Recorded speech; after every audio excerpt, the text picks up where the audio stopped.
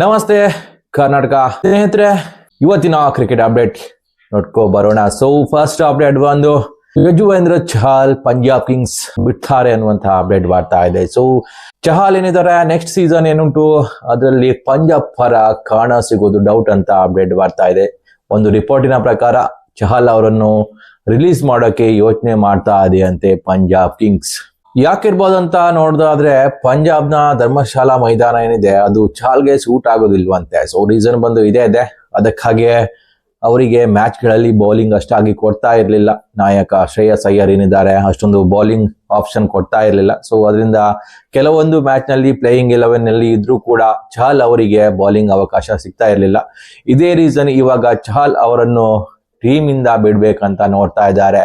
ಒಂದು ಮಾತು ಹೇಳೋದಾದ್ರೆ ಅವರ ಪ್ರೈಸ್ ಟ್ಯಾಗ್ ಕೂಡ ಪಂಜಾಬ್ಗೆ ಹೆಚ್ಚಿದೆ ಅಂತ ಅನಿಸ್ತಾ ಇದೆ. ಸೊ ಅದೇ ರೀಸನ್ಗೆ ಬಿಟ್ಟು ಪುನಃ ತೆಗೆದುಕೊಳ್ಬಹುದು ಅಥವಾ ಅವರನ್ನು ಖಾಯಂ ಆಗಿ ಟೀಮ್ ಇಂದ ಹೊರಗಡೆ ಬಿಡ್ಬೋದು ಅನ್ನುವಂತಹ ಅಪ್ಡೇಟ್ಗಳು ಬರ್ತಾ ಇದೆ.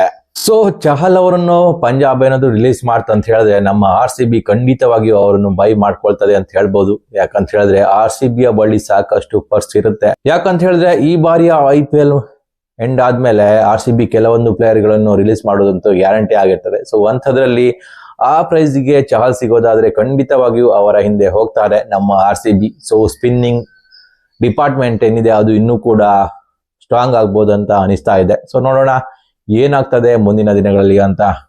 ಇನ್ನು ನೆಕ್ಸ್ಟ್ ಅಪ್ಡೇಟ್ ಬಂದು ರಜತ್ ಪಾಟಿದಾರ್ ಅವರ ಬಗ್ಗೆ ಆಗಿರ್ತದೆ. ಸೊ ಫೈನಲಿ ನಮ್ಮ ಅಂಬಾತಿ ರಾಯುಡು ಏನಿದ್ದಾರೆ ಇವಾಗ ನಮ್ಮ RCB ಯ ಬ್ಯಾಟರ್ ಅನ್ನು ಹೊಗಳಿದ್ದಾರೆ ಅಂತ ಹೇಳ್ಬೋದು. ಹೊಗಳಿದ್ದು ಮಾತ್ರ ಅಲ್ಲ, ತುಂಬಾನೇ ಎತ್ತರಕ್ಕೆ ಇಟ್ಟಿದ್ದಾರೆ ಅಂತ ಹೇಳ್ಬೋದು. ಸೊ ಫೈನಲ್ ಆಗಿ ನೋಡೋದಾದ್ರೆ ಅಂಬಾತಿ ರಾಯುಡು ಕೂಡ ನಾವು RCB ಯ ಬ್ಯಾಟರ್ ಅನ್ನ ಹೊಗಳ್ತಾರ ಅಂತ ಹೇಳಿದ್ರೆ ಆಶ್ಚರ್ಯನೇ ಅನ್ಸುತ್ತೆ. ಯಾಕಂತ ಹೇಳಿದ್ರೆ ಇಡೀ ಜೀವಮಾನ ಉದ್ದಕ್ಕೂ ಅಂಬಾತಿ ರಾಯುಡು RCB ಏನಿದೆ ಆ ಟೀಮ್ ಅನ್ನು ಕಾರ್ ಎಳೆದಿದ್ದು ಬಿಟ್ರೆ ಬೇರೇನು ಮಾಡಿಲ್ಲ ಅಂತ ಅನಿಸ್ತದೆ. ಬಟ್ ಇವಾಗ ಫೈನಲಿ ಸಮ್ ಸ್ಪೆಷಲ್ ಅಂತ ಹೇಳ್ಬೋದು. ಅಂಬಾತಿ ರಾಯುಡು ಅವರು ನಮ್ಮ ರಜತ್ ಪಾಟಿದಾರ್ ಏನಿದ್ದಾರೆ ಅವರನ್ನು ಟೀಮ್ ಇಂಡಿಯಾದ ಕ್ಯಾಪ್ಟನ್ ಆಗಿ ನೋಡ್ತಾರಂತೆ.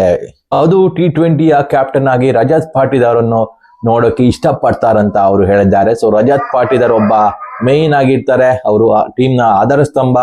ಅವರ ಸರೌಂಡಿಂಗ್ ಏನಿದೆ ಟೀಮ್ ಅನ್ನು ಬಿಲ್ಡ್ ಮಾಡ್ಬೇಕಂತ ಅವರ ಒಂದು ಥಿಂಕಿಂಗ್ ಆಗಿರ್ತದೆ. ಸೊ ಫೈನಲ್ ಆಗಿ ನೋಡೋದಾದ್ರೆ ರಜತ್ ಪಾಟಿದಾರ್ ಅವರನ್ನು ಇಲ್ಲಿ ಅಂಬಾತಿ ರಾಯುಡು ಅವರು ತುಂಬಾನೇ ಹೊಗಳಿ ಅಟ್ಟಕ್ಕೇರಿಸಿದ್ದಾರೆ ಅಂತ ಹೇಳ್ಬಹುದು. ಇನ್ನು ನೆಕ್ಸ್ಟ್ ಅಪ್ಡೇಟ್ ಬಂದು ವಿರಾಟ್ ಕೊಹ್ಲಿ ಅವರ ಬಗ್ಗೆ ಆಗಿರ್ತದೆ. ಸೊ ವಿರಾಟ್ ಕೊಹ್ಲಿ ದಾಖಲೆಯ ವೀರ ಮತ್ತೊಮ್ಮೆ ವಿರಾಟ್ ಕೊಹ್ಲಿ ದಾಖಲೆ ಮಾಡಿದ್ದಾರೆ.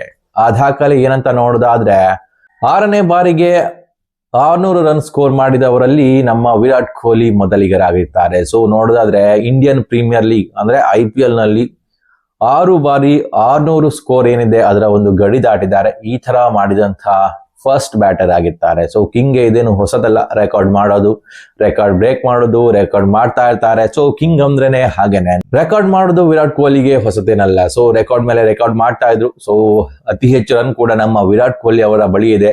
6 ಬಾರಿ 600 ರನ್ ಮಾಡಿದವರ ಪಟ್ಟಿಯಲ್ಲಿ ನಮ್ಮ ವಿರಾಟ್ ಕೊಹ್ಲಿ ಫಸ್ಟ್ ಪ್ಲೇಸ್ ನಲ್ಲಿ ಇರ್ತಾರೆ. ಸೊ ಇದೊಂದು ರೆಕಾರ್ಡ್ ಅಂತ ಹೇಳ್ಬಹುದು. ಇದರಲ್ಲೇ ಗೊತ್ತಾಗ್ತದೆ ನಮ್ಮ RCB ಗೆ ವಿರಾಟ್ ಕೊಹ್ಲಿ ಎಷ್ಟು ಇಂಪಾರ್ಟೆಂಟ್ ಅಂತ. ಸೊ ಬ್ಯಾಟಿಂಗ್ ಲೈನ್ ಅಪ್ ನಲ್ಲಿ ವಿರಾಟ್ ಕೊಹ್ಲಿ ಆಟ ಆಡಿದ್ರೆ ನಮ್ಮ RCB ಹುಲಿತರ ಕಾಣ್ತದೆ.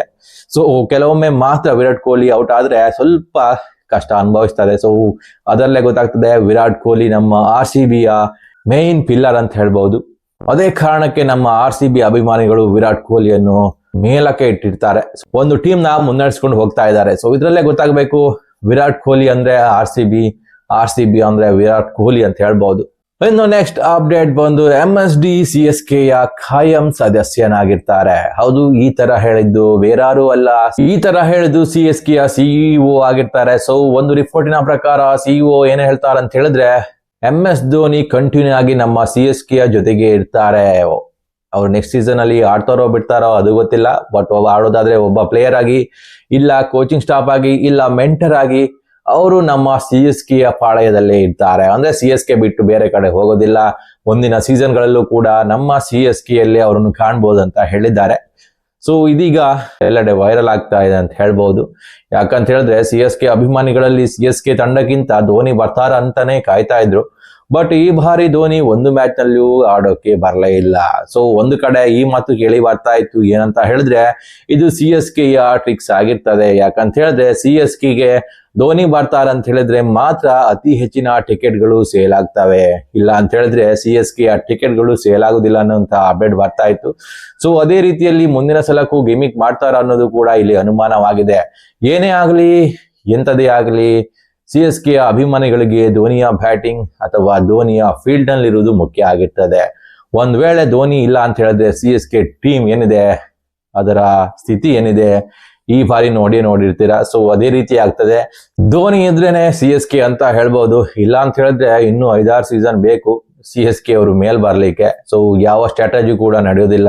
ಯಾಕಂತ ಹೇಳಿದ್ರೆ ಕಡಿಮೆ ಮಟ್ಟದ ಟೀಮ್ ಕೊಟ್ಟಿದ್ರು ಕೂಡ CSK ಅನ್ನು ಚಾಂಪಿಯನ್ ಮಾಡ್ತಾ ಇದ್ರು MS ಧೋನಿ. ಆದ್ರೆ ಇವಾಗ ಮೇನ್ ಪಿಲ್ಲರ್ ಆದಂತ MS ಧೋನಿ CSK ಬಿಟ್ಟು ಹೋಗ್ತಾರಂತ ಹೇಳಿದ್ರೆ ಕ್ರಮೇಣವಾಗಿ CSK ಅಭಿಮಾನಿಗಳು ಕಮ್ಮಿ ಆಗುದಂತೂ ಗ್ಯಾರಂಟಿ ಆಗಿರ್ತದೆ. ಸೊ ಅದನ್ನು ತಡೆ ಹಿಡಿಲಿಕ್ಕೆ ಈ ರೀತಿ ಹೇಳಿದ್ರ ಅನ್ನೋದು ಕೂಡ ಇಲ್ಲಿ ಅನುಮಾನವಾಗಿದೆ. ಸೊ ಏನೇ ಇರಲಿ, ಸ್ಪೋರ್ಟ್ಸ್ ನ ಹಿತದೃಷ್ಟಿಯಿಂದ ನೋಡೋದಾದ್ರೆ MS ಧೋನಿ ಎಂಟ್ರಿ ಏನಿದೆ ಅದು ಬೇಕೇ ಬೇಕು. ಸೊ ಅದು ಇದ್ರೇನೆ ಒಳ್ಳೇದಂತ ಅನಿಸ್ತಾ ಇದೆ. ಸೊ ನೋಡೋಣ ಧೋನಿ ಯಾವ ರೀತಿ ತಮ್ಮ ನಿರ್ಧಾರ ತೆಗೆದುಕೊಳ್ತಾರೆ ಅಂತ. ಒಂದು ವೇಳೆ ಆಟ ಆಡಿದ್ರೆ ಅದು ಕ್ರಿಕೆಟ್ಗೆ ಒಳ್ಳೇದು, ಒಂದು ವೇಳೆ ಆಟ ಆಡಿಲ್ಲ ಅಂತ ಹೇಳಿದ್ರೆ ಖಂಡಿತವಾಗಿ ಧೋನಿ ಈ ಮೆಂಟರ್ ಅಥವಾ ಕೋಚಿಂಗ್ ವಿಭಾಗದಲ್ಲಿ ಬರೋದಿಲ್ಲ, ಇದಂತೂ ಪಕ್ಕಾನೆ ಅಂತ ಅನಿಸ್ತಾ ಇದೆ. ಸೊ ನೋಡೋಣ ಮುಂದಿನ ದಿನಗಳಲ್ಲಿ ಏನಾಗ್ತದೆ ಅಂತ. ಒಂದ್ ವೇಳೆ ಈ ಮಾಹಿತಿ ಇಷ್ಟ ಆದ್ರೆ ಲೈಕ್ ಅಂತೂ ಮಾಡಿ, ಹಾಗೇನೆ ಸಬ್ಸ್ಕ್ರೈಬ್ ಮಾಡೋದಂತೂ ಮರಿಬೇಡಿ. ನಮಸ್ಕಾರ.